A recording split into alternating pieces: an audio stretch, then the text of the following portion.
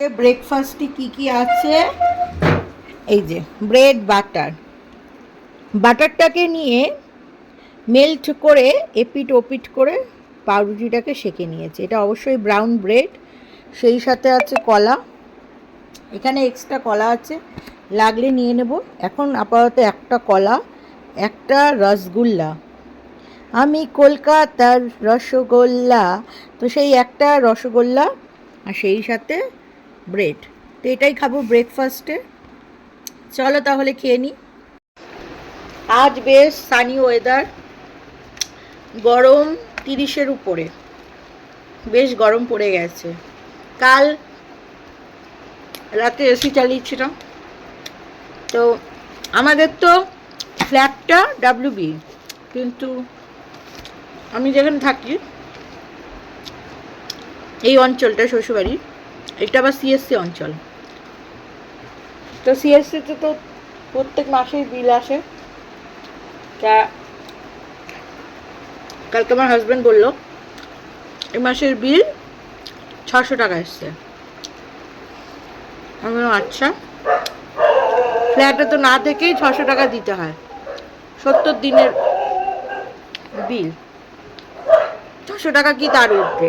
তো এখানে তো আমরা পোড়াচ্ছি, কিন্তু এই মাস থেকে এসি চলবে, আরও বেশি বিল আসবে। তো আমার বর বললো সে তো অবশ্যই। বুচুরা খুব চেল্লাচ্ছে। তা আমি কালকে বলছি এসি চালাও, এসি চালাও, মানে বাড়িতে আসার আগেই বলে এসিটা চালাও, মানে বাইরে থেকে এসেই একদম ঠান্ডায় অঙ্গ প্রত্যঙ্গকে ঠান্ডা করে নেয়। তারপর কিছুক্ষণ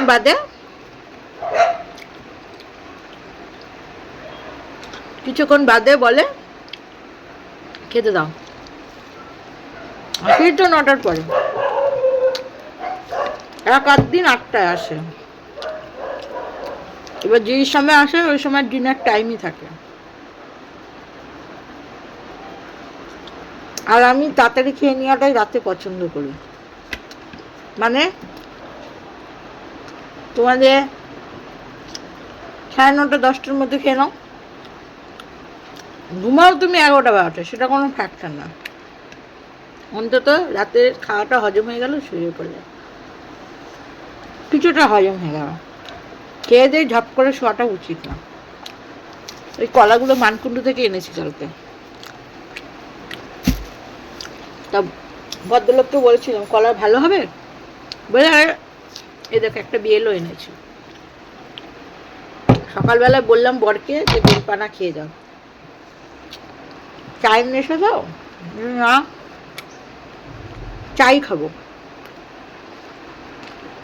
বেলপানা খাইনি। রাতে যখন আসবে 9টার পরে, কখন আর বেলপানা খাবে? সকালে গেল 10টায়, তখন বেলপানা খেতে পারতাম। এই গেল বর 10টা না 9:50, আর আমি খাবারটা নিয়ে বসলাম। কাল মটন টটন খাওয়া হয়েছে, তো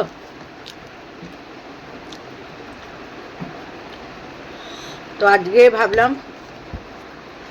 একদম হালকা পাতলার মধ্যেই ব্রেকফাস্টটাকে সারবো।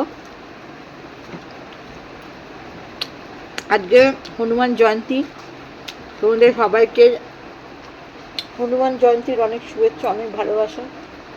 আগামীকাল গুড ফ্রাইডে। কি ভালো লাগছে যে ব্রেডটাকে খেতে, কি বলবো, দারুণ, দুরন্ত লাগছে, দুরন্ত।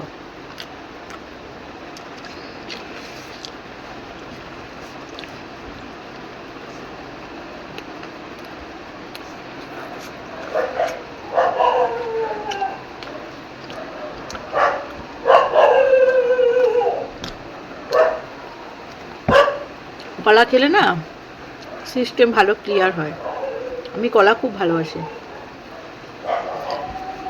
ফলের মধ্যে তবে কাঁঠালি কলা খেলে এই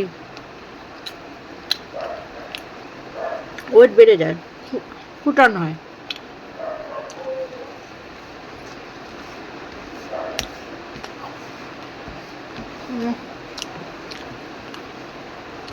কি ভালো যে খেলাম ব্রেড বাটার। এরকম ব্রেড বাটার কলা দিয়ে আমার দারুণ লাগে। ডিম টোস্ট বেশি হেলদি, হেলদি নয়, হেলদি ব্যাপারটা থাকে না, চুপচুপা হয়ে যায়। তেলের মধ্যে ফ্রাই হয় তো, আমি অবশ্য ফ্রাই প্যানে করি, সেটা আলাদা বিষয়। তারপরেও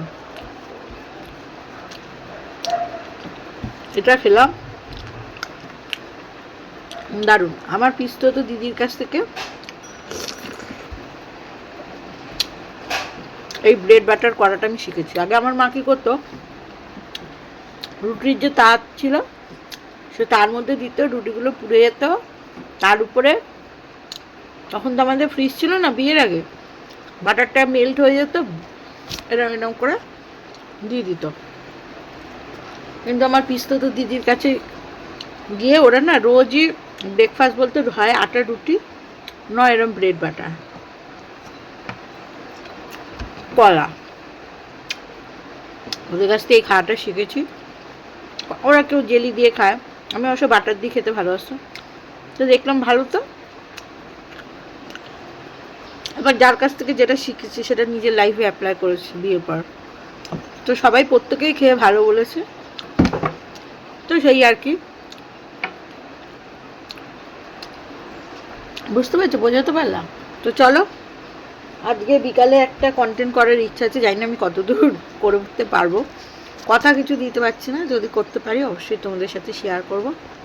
চলো তাহলে, সবাই ভালো থেকো, সুস্থ থেকো, লাভ ইউ অল, টাটা।